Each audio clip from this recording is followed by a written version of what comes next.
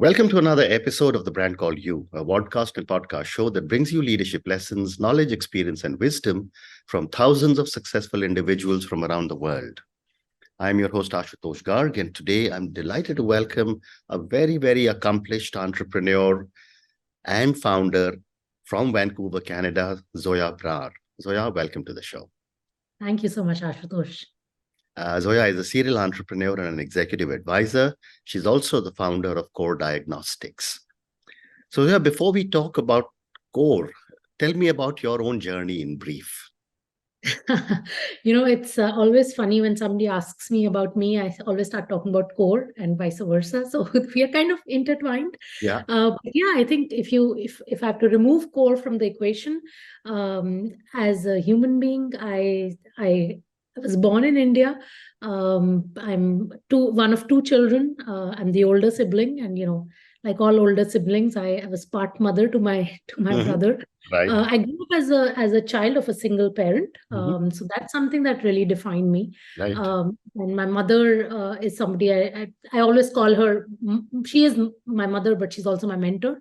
She's been in healthcare herself, and so she's had a big influence on me. And part of the reason why I ended up with CORE. I was 23 when I started CORE, and ran that for about a decade. Then moved to Vancouver because, life is not just about work. There's also, you need to figure out the rest. And in 2017, I sat down with my husband and said, if we're ever going to have kids, it's going to be in a less polluted place than we do right now. I mean, Gurgaon was really bad that year in my defense. And we moved here. And now you talked about what I do, so I won't go into that. But yeah, fantastic. So let's talk about CORE first, and then we'll talk about healthcare. Tell me about the origin of CORE Diagnostics and what inspired you at 20 to start the company. So I think partly it was just good. There's this quote I really love, which says that you need to surround yourself by really smart people. And that's all you can really do to ensure that lucky accidents happen. And when lucky accidents happen, don't be afraid to follow them. And that's really all you can do as far as life planning is concerned. Right. So I think CORE was a very big lucky accident for me. I met a couple of people that were sort of the answers to a lot of the open questions. First, my co-founder, I met him at Google. He actually quit before I did. And I was helping introduce him to people in my network. And over some of those discussions, so I come from a family of doctors, even though I'm not a doctor myself. So I was introducing my co-founder to these people. And, one of these dinner table conversations, I heard this whole idea of, diagnostics and the importance. And I said, hold on, this sounds too important and too exciting. What am I doing at Google? I need to quit and do this too. So it was never something I was supposed to do. Right. I did want to eventually become an entrepreneur, but it was never supposed to be this. And one thing led to another. And, I guess I just kept getting deeper and deeper and deeper. And before you know it, I had raised $5 million and hired my first few people. I was like, okay, what just happened? So yeah, that's how. Amazing. What a journey. And, as any other startup entrepreneur, tell me about one or two of your more difficult moments and more difficult decisions at CORE. I think like most entrepreneurs, my answers will probably be similar. Reaching a point where we realized we hadn't raised enough of money, especially I think with startups, you always underestimate what you will need to, and you always overestimate the market. I think all founders make that mistake. So I was one of them. How we dealt with it was I called an all hands and I frankly told my team that I had planned badly and we did not have enough money. Within 3 months, if we didn't raise, I wouldn't be able to make payroll, right? And this was at that point about 200 people, so it wasn't an insignificant operation, and 200 people that all dependent upon their livelihood, whatever. So I called them and I said, I'm telling you truthfully because I don't want to pretend like the problem is not there and then try to solve it on my own. Interesting thing happened, and I was really scared going into that meeting, but I came out so empowered and feeling like this refreshed energy because the team just said, you know what, tell us what we need to do. and also said, here is what we think you should do. And we are going to solve this together. And if we don't solve it together, at least we would have tried together. And I felt so energized. And of course, we did solve it because this was back in like 2015. So we still exist. Yeah. But yeah, that was one of the tough ones. Another tough one was actually, I remember the situation where one of these people came to me, actually a group of people. So context, I used to run a program called Change Leaders, where we would pick people from junior most parts of the organization, and we would talk about culture. And so a bunch of women came to me and said, you know what, we don't feel comfortable wearing dresses to work, like Western dresses. And I was quite shocked because I thought I was running this very women-friendly company where we were hiring a lot of women. 80% of my top management team was women. I was like, what? Like, how is this even possible? So it was a big shock to me. But it also meant not just that they can't dress a certain way, but that they don't feel fully safe at work, right?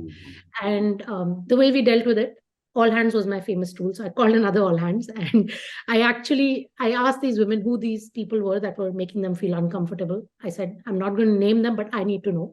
And I looked at those people in the audience and I said, you know what? I know who you are. I'm not going to embarrass you, and I'm not going to take action at this point of time because a lot of this is even cultural. It's got nothing to do with you as individuals. But I'm going to tell you this, that if I hear this one more time, and trust me, I will, I'm going to just fire you. And that'll be the end of this conversation. And it changed things overnight at CORE. Literally, I could see the confidence with which people walked in, right? So many examples like that, but I think those were the tough ones to Amazing. What an amazing set of stories. Thank you. Zoya, you also call CORE a social experiment. What do you mean by this? And was the experiment successful? So I think as far as it being successful or not, actually I'll answer the first, which is what is a social experiment? Why do I call it that? So probably because I came from a non-healthcare background. I've studied sociology, by the way. Most people don't know that, but that's what I studied in school. That's the lens I apply to the world, right? Like that's how, like those are the glasses I see the world through. So when I looked at healthcare, to me, what was the most broken part when I started was the fact that the social relationships and the mechanism by which people were dealing with each other in the healthcare system was totally twisted. Why do I say that? When I looked at healthcare, I saw that there is one sort of king linchpin in the whole system, which is the doctor, and everybody else has a very muted voice, right? And is often questioned. How can innovation happen in a system like that, where there is only one person who's kind of considered, and no offense to doctors, they're great. I don't think, there's no question on that, right? Yeah. But I do feel like there are other players in the system that do need to have a voice for us to make a change. So I found that the hierarchy system needs to break down. We can't have this, multiple layers and one person having the answer and everybody else just, doing their will. So we disrupted that by bringing in a system of no hierarchy. So I, for instance, we literally removed all job titles in the organization and kept only 4. And this was like, at this point, we were over 300 plus, and there were only four job titles, and there were only 3 layers below me, right? Which meant that the junior most person had only like possibly one manager between me and them. So there was a lot of ability to bring ideas out and a lot of ability to speak your mind without fear. The second thing we did was I used to bring up this point of transparency, right? I mean, in India, we all know there's transparency is a problem to start with. But when it comes to healthcare, it's even a bigger problem because you don't want to trust your life and your health to a system where you're not sure what's happening with behind the scenes, right? Correct.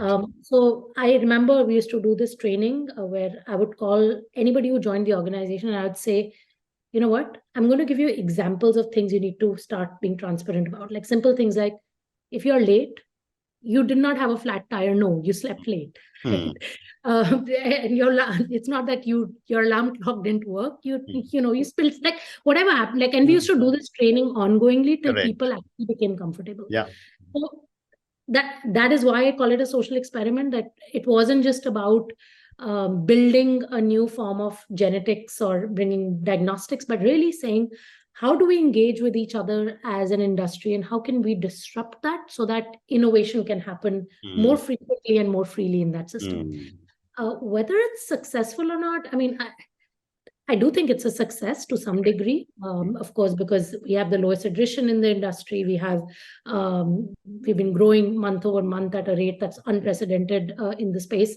So those indicators do indicate that people are happier at CORE than other places. But I don't think it's complete, and I don't think it'll ever be complete, because this is one of those journeys where each time I look in a corner, I'm like, oh, this should be improved. Like, oh, like there's scope. So I think, and that's part of the joy of doing it, that it's an ongoing journey. Outstanding. Thank you. What a great response. And what would you say is your unfinished agenda, either both for the company and this social experiment?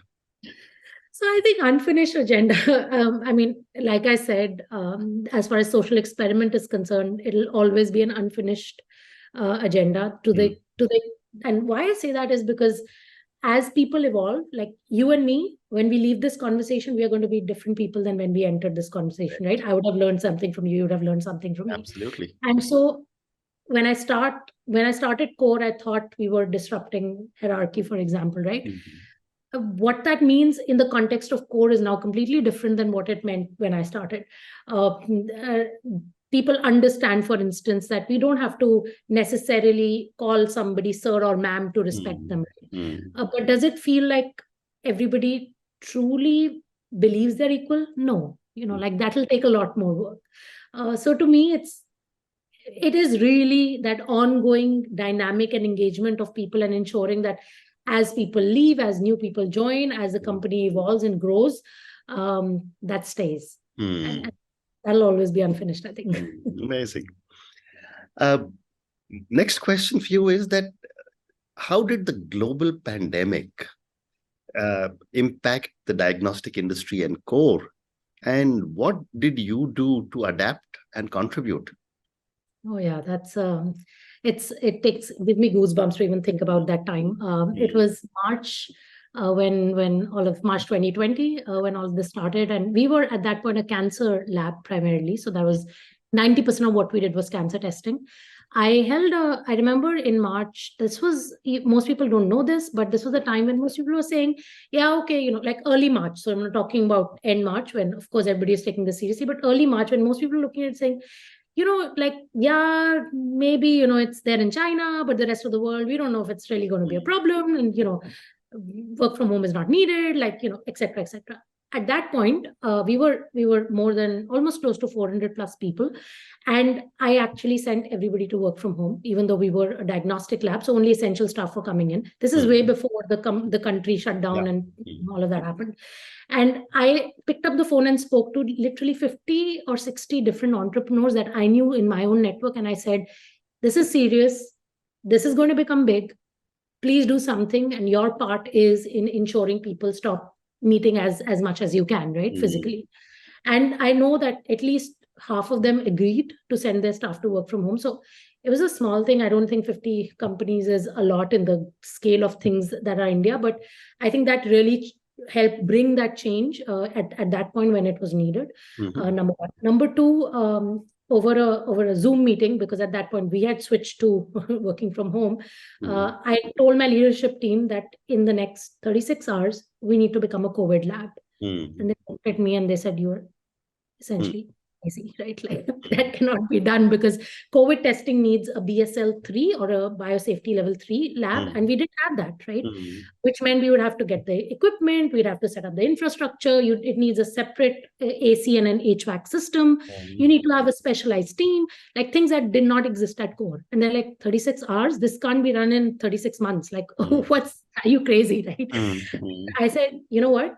It's our responsibility to do this. Most diagnostic labs in India don't have this testing. If we don't do it, nobody else will. And I know you guys can do it. So they went back, and I was shocked, Ashutosh. I never thought my crazy 36-hour goal will actually happen, but they made it happen. And so we became one of the first labs in the country to offer COVID testing. Over the pandemic, we did 20 million tests for the most remotest parts, cities that even though I've lived in India most of my life, there were cities whose names I hadn't heard of. We actually picked up samples from there and we deployed people to collect. And, at that point, COVID was scary. Like even picking a sample up, sending your team to somebody's home was like it was like sending somebody to battle, right? So we were right at the front line, and we were taking it head on. So really, really exciting, scary, nuts that journey was. And I think we did the best we could. How amazing. How amazing. And thank you for so much you did for so many million people. That was all the team. My next question to Zoya is now on looking forward. How is technology? And when I say technology, artificial intelligence, for example, how are you looking at all these technologies for diagnostics now and for the future? Yeah, so I think a great question. This is it's on top of everybody's mind. I get asked this question all the time. I think as far as AI and machine learning and all these technologies are concerned, first of all, they're not new. It's just it's the buzz right now. So, that's why everybody's talking about it. But if you look at it, the technology itself has been around for a long time, right? The question is the application. And there, I think what can AI do in healthcare or in diagnostics? Number one, it can help bring the knowledge of the expert to the non-expert or to the less expert, let's call it, right? Which means if, let's say, there is a doctor sitting at Stanford who is, an expert in breast oncology, can we take everything that he knows and bring some of that to a junior doctor sitting in, Ranchi somewhere? Right? Like that AI can do.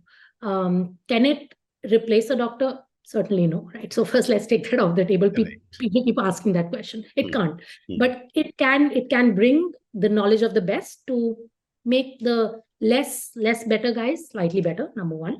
Number two, what it can really do is it can ensure that there is some amount of standardization, right? So even the lower quality guys, like I said, will improve somewhat and come to a certain scale.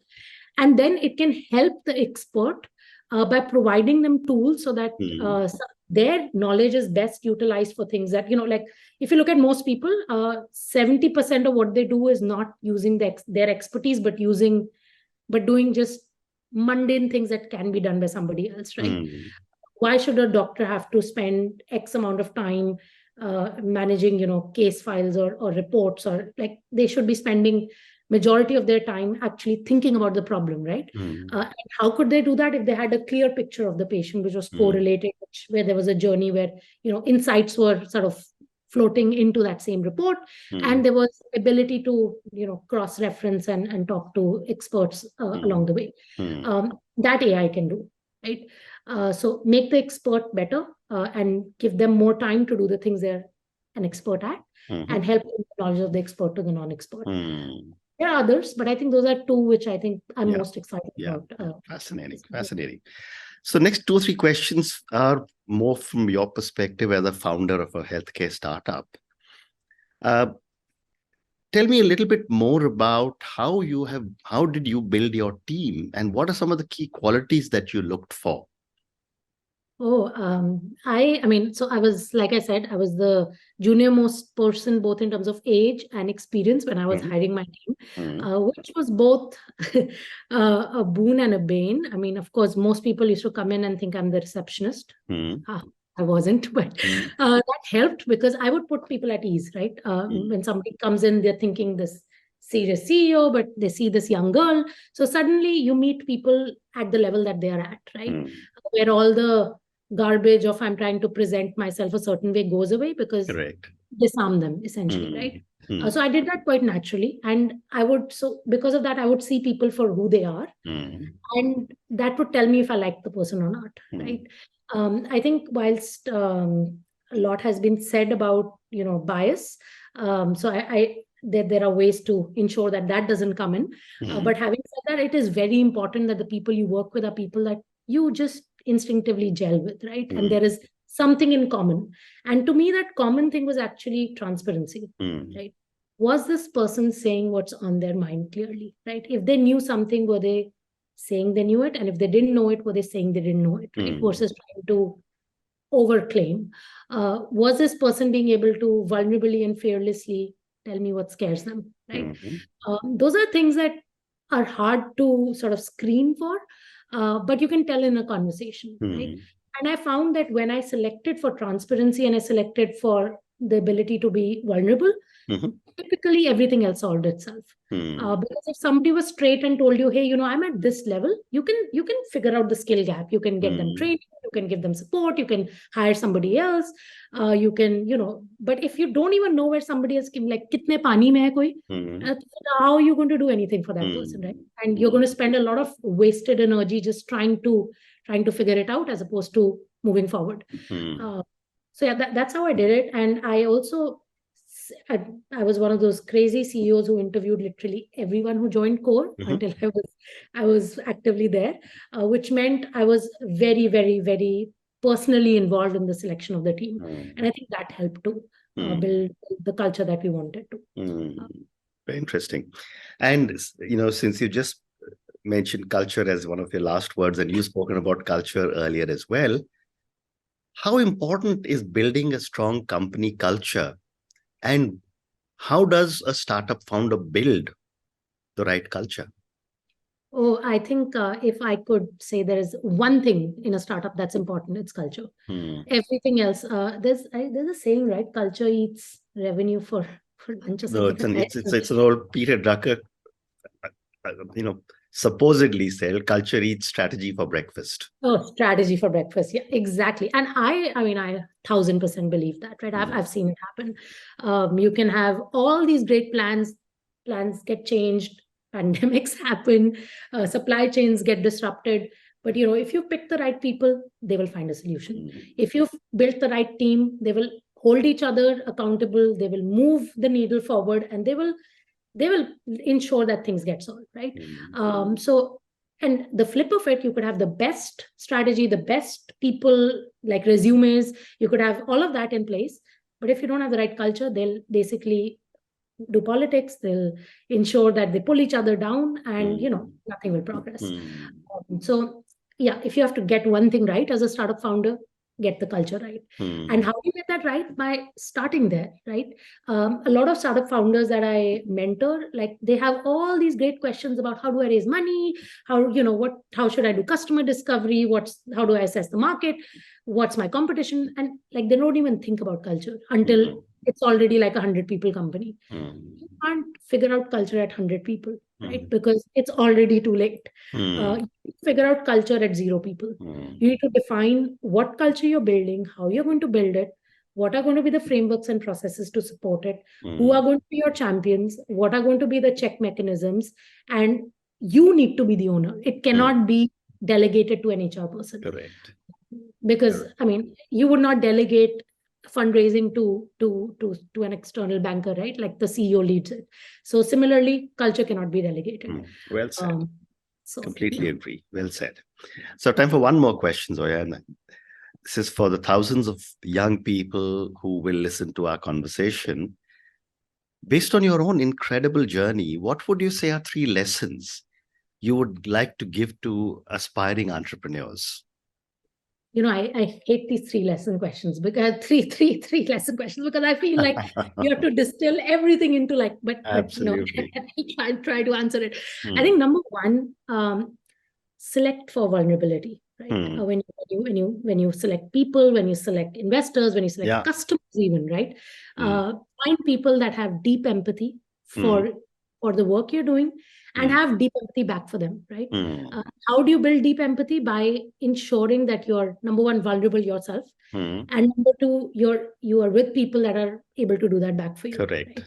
Right? And that can actually be translated beyond work as well. It's Correct. not just to work. So that's 1. Second, truly be fearless. And what I mean by this is, at any stage, there is always a downside. Correct. Right? If I had to do a business at 23, people tell me, oh, how did you take the risk? I'm like, what did I have to lose? Just a Google job. I could have got another one, right? But somebody else, a lot of people in my place, in fact, not just somebody, I know a lot of friends at Google, 10 years later, I've still not been able to take that jump, because they kept calculating that risk, right? They kept wondering the what if.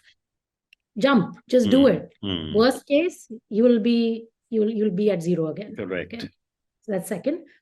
Third, I think now this is something which is more current to my life. I've said this often. Balance is a myth. Don't try to achieve it, right? What I mean by that is, I get asked, hey, how do I fit my work with my life? No, you just bring everything together. Like when you're at work, be straight if you need to do something with your life. Right? Don't try to compartmentalize. That's artificial. You're one human being. You're not half person something and something else. And then what you need to solve for needs to be clear. For instance, Correct. I took a whole year off in 2021 to be with my first baby, right? And I literally said, I'm not going to communicate with anybody in the world. So if you go to my LinkedIn, 2021 looks like I died, right? Because, and I did. I just went off social media. I said, this is my priority, right? I said, I'm going to try and balance new motherhood with running a startup with, like, I would have done neither, and I would have felt so guilty. So it wouldn't have worked, right? So don't try to balance things, prioritize, pick what's important and stick with it. Fantastic. And then don't feel guilty. Fantastic. And on that note, Zoya, and your 3 wonderful lessons: select for vulnerability, be fearless, and balance is a myth. Thank you for speaking to me about your amazing journey as you've built and scaled CORE Diagnostics. I mean, I think I've learned many, many new things from you today. And I also was able to relate a lot of things as I started building Guardian Pharmacy. So it's been an amazing journey you've had, and I can only wish you more power, more success in future. Thank you again, and good luck. Thank you, Ashutosh, for all the great questions and for listening. Thank you. Thank you for listening to the Brand Called You videocast and podcast, a platform that brings you knowledge, experience, and wisdom of hundreds of successful individuals from around the world. Do visit our website www.tbcy.in to watch and listen to the stories of many more individuals. You can also follow us on YouTube, Facebook, Instagram, and Twitter. Just search for the Brand Called You.